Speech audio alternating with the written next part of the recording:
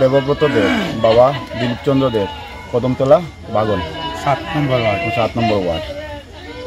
উনি এখান থেকে প্রায় বিগত 1 বছর ধরে ব্যাঙ্গালোরে মন্ত্রীমহলে সেলসম্যান হিসাবে কাজ করছিলেন।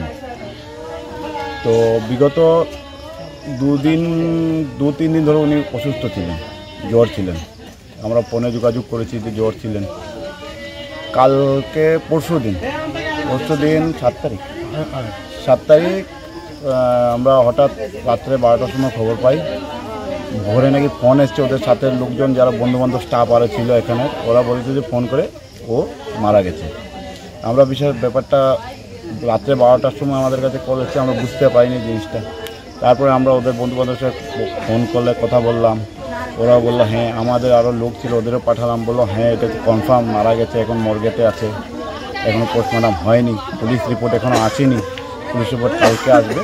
ওদের 2টা বন্ধু ছিল, রোহিত এখানে কদমতলার প্রেমতলার ছেলে, আর আরেকটা ছিল সায়ন, এরা নাকি এদের হসপিটালে নিয়ে গেছে।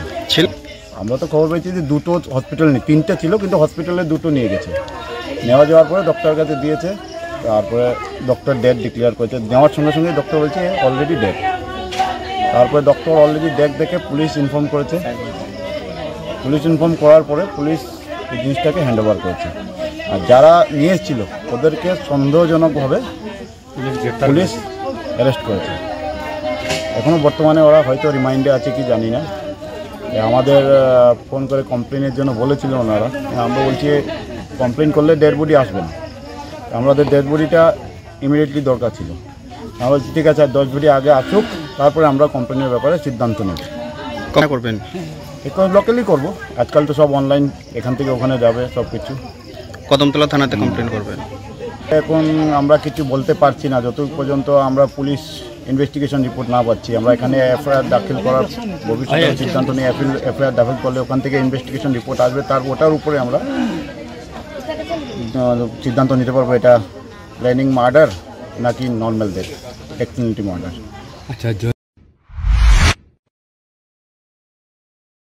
আমার বাড়িতে সবাই খুব পুজোরসিক। প্রতিদিন কিছু না কিছু একটা নতুন রান্না হয়, আর সবাই খুব মজা করে চেটে পুটে খায়। সবাই বলে আমার হাতের জাদুতেই নাকি রান্না এত ভালো হয়। আর আমি বলি সবটাই হলো পিআর গোল্ড কচ্চি ঘনি সরিষার তেলের জাদু।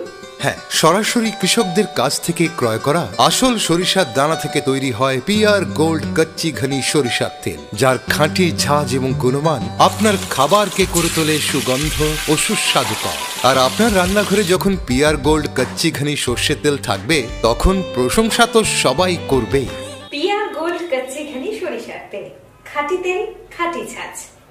পরিবেশক Messrs Ashwini Kumar Pal, central road, Agartala. Phone 7085060785।